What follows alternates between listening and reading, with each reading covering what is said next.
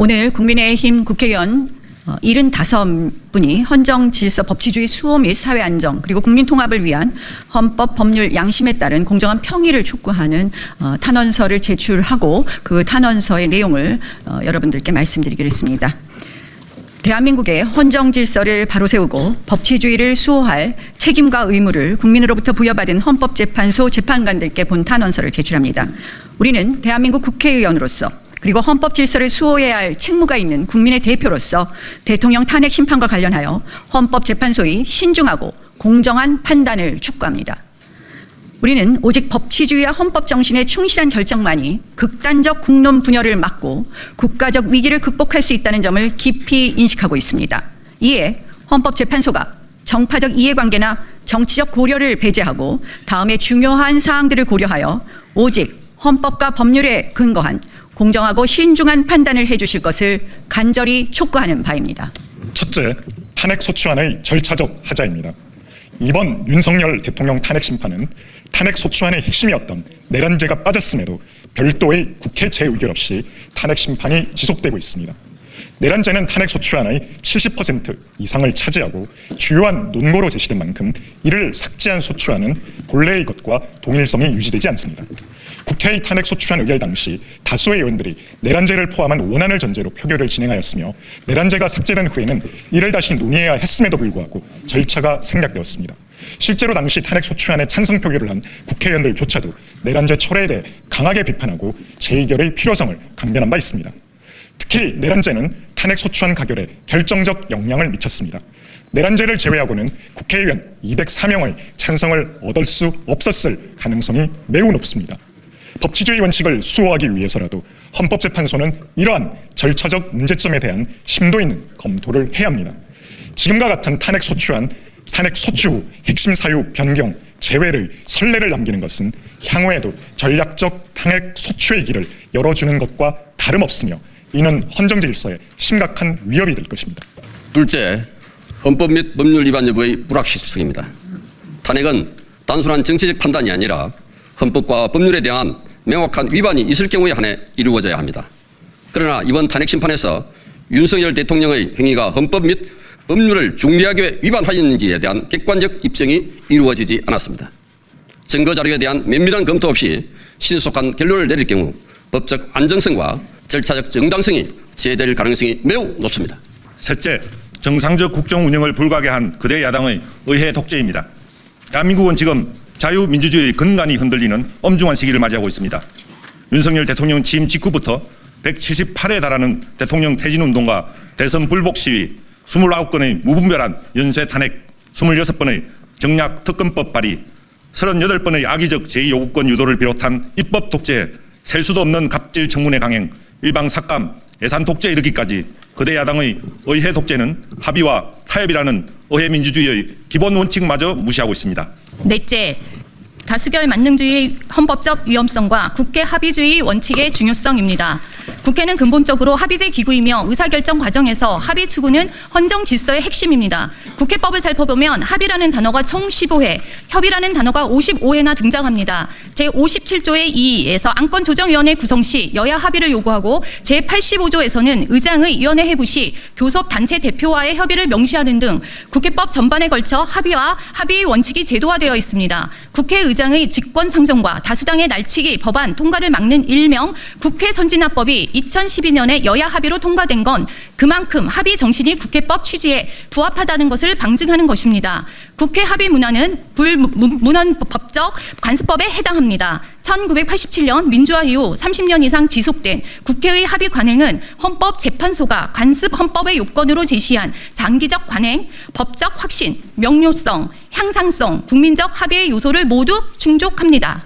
네, 실제로 나경원 의원실이 국회 사무처로부터 제출받은 자료에 따르면 각 상임위와 소위 단계에서 이견이 있는데도 표결로 강행한 사례는 19대 국회 10건, 20대 국회 7건에 불과했습니다. 그러나 민주당과 야권이 약 180석의 거대 의석을 차지한 21대 국회에서는 64건, 22대 국회에서는 불과 9개월 만에 113건으로 급증했습니다. 이 추세라면 22대 국회 4년 임기 동안 500건 이상을 합의 없이 거대 야당이 단독 처리할 것으로 예상됩니다.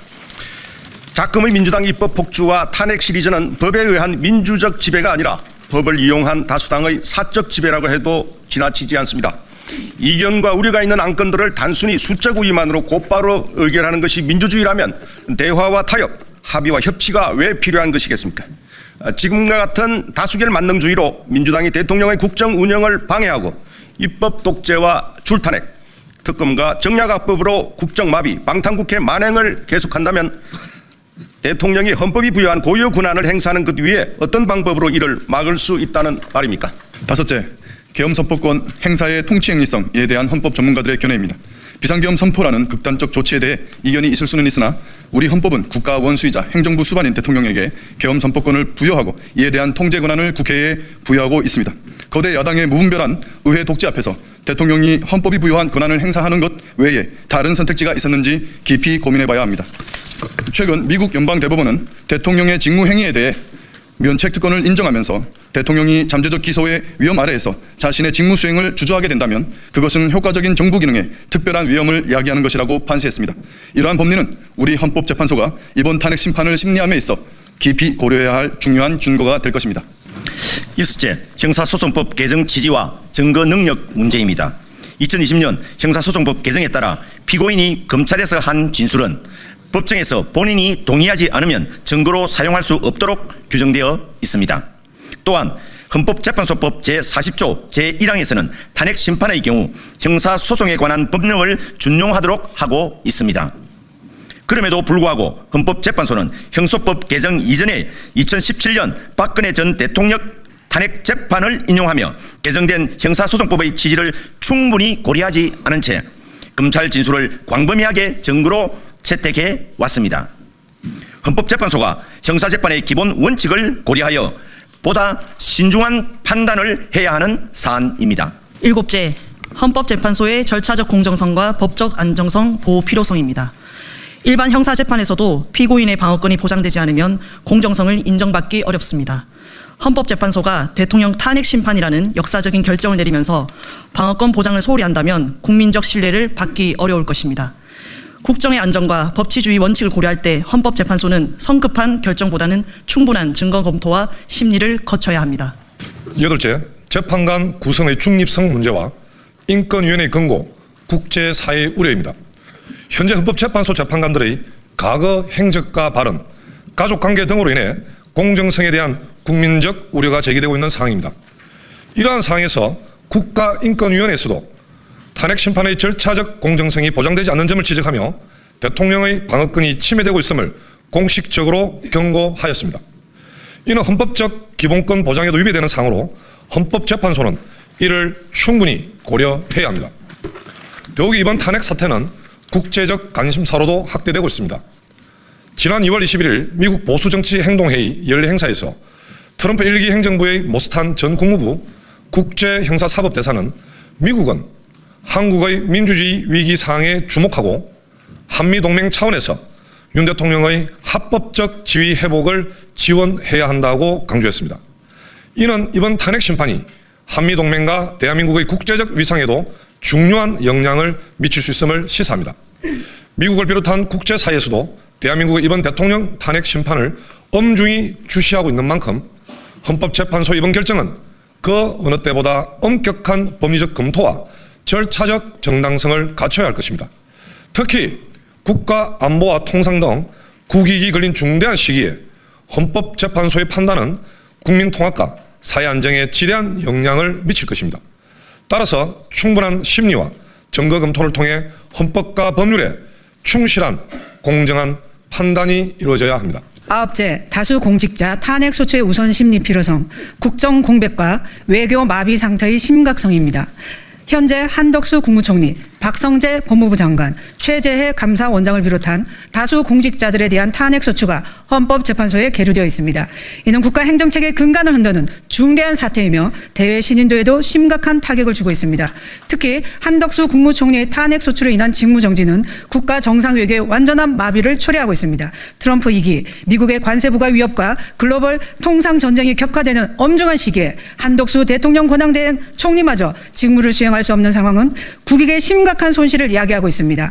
최상목 대통령 권한대행이 대통령, 총리, 경제부총리, 중앙재난안전대책본부장까지 1인 4역을 하고 있지만 아직까지 주요국 정상들과의 전화통화도 어려운 상황으로 우리나라의 핵심 이익이 걸린 통상협상에서 제대로 된 대응을 할 수 없는 실정입니다. 따라서 헌법재판소는 대통령 탄핵소추 심리의 전제가 되는 한덕수 국무총리를 비롯한 다른 공직자들에 대한 탄핵소추를 우선적으로 심리하여 국정 공백을 최소화하는 방향으로 판단함으로써 국민 피해를 최소화하고 법치주의를 바로 세워야 합니다. 특히 국가 외교 역량의 핵심인 총리의 탄핵 심판은 더욱 시급히 처리돼야 하며 이를 통해 고조되는 통상 위기에 대한 정상급 외교 대응이 가능하도록 해야 할 것입니다. 열째, 조급한 결론이 초래해야 할 국론 분열과 불복 사태에 대한 우려입니다. 탄핵 심판은 대한민국 헌정 질서에 지대한 영향을 미치는 사안입니다. 따라서 절차적 정당성과 국민적 신뢰가 무엇보다 중요합니다. 그렇게 헌법재판소의 결정에는 사소한 음결도 있어서는 안 됩니다. 헌법과 법률을 초월해 이루어져서도 안 됩니다. 지금과 같이 헌법적, 법적 이견이 있고 법적, 절차적 흠결이 제기되는 상황에서 성급한 결론은 심각한 국론 분열과 대규모 불복운동으로 이어질 수 있습니다. 현재 탄핵 심판 과정에 대해 불신한다는 의견이 국민의 절반인 50%에 육박한다는 여론조사도 연이어 나오고 있습니다. 탄핵 심판이 절차적으로 충분한 검토와 공정한 심리를 거치지 않을 경우 사회적 신뢰를 확보하기 어려울 것입니다. 이번 탄핵 심판은 대통령 탄핵 여부를 넘어 대한민국 헌정사의 중대한 전환점이 될 것입니다. 우리나라가 법치주의의 근본 가치를 지켜나가며 헌법적 질서 속에서 국민 통합의 길을 걸을 수 있을지 아니면 정쟁의 도구로 헌법과 법률 제도가 악용되는 탄핵공화국으로 전락할지를 결정짓는 역사적 분기점이 될 것입니다. 적법 절차와 법치주의 원칙하에서 충분한 심리와 숙고 속의 결론이 나올 때 국민들은 그 결정을 신뢰하고 승복할 수 있을 것입니다. 네. 이번 탄핵은 대한민국의 헌정 질서와 법치주의의 중대한 시험대입니다. 헌법재판소는 헌법 위에 초헌법적 기구가 되어서는 안 될 것입니다. 헌법재판소는 정치적 고려를 떠나 오직 헌법과 법률에 기반한 판단을 내려야 하며 절차적 정당성을 지켜야 합니다. 탄핵 소추안의 중대한 절차적 하자, 계엄 선포의 통치행위성 논쟁, 핵심 증거의 신빙성 문제, 방어권 보장의 미비 등을 종합적으로 고려하여 헌법과 법률 그리고 헌법재판관의 양심에 따라 공정하고 신중한 판단이 이루어져야 합니다. 이에 헌법재판소가 탄핵소추의 모든 쟁점을 헌법과 법률에 따라 공정하게 평의하여 우리 사회의 헌정 질서와 사회 안정 그리고 국민 통합에 기여하는 현명한 판단을 내려주실 것을 간절히 탄원합니다. 이는 단순히 탄핵의 당부를 넘어 우리 대한민국의 헌정 질서, 법치주의 수호와 최소한의 사회 안정을 위한 주권자인 국민의 염원이라 할 수 있습니다. 헌법재판소의 결정은 단순히 한 시대의 판단으로 끝나지 않을 것입니다. 그것은 대한민국 법치주의의 미래를 결정짓는 역사적 이정표가 될 것이며 후대의 역사는 반드시 이 결정의 의미를 엄중히 평가할 것입니다. 대한민국의 헌정 질서와 법치주의 그리고 국민 통합을 위한 길은 헌법재판소의 공정하고 균형 잡힌 판단에 달려 있습니다. 2025년 2월 28일 국민의힘 국회의원 나경원 외 75인 1동.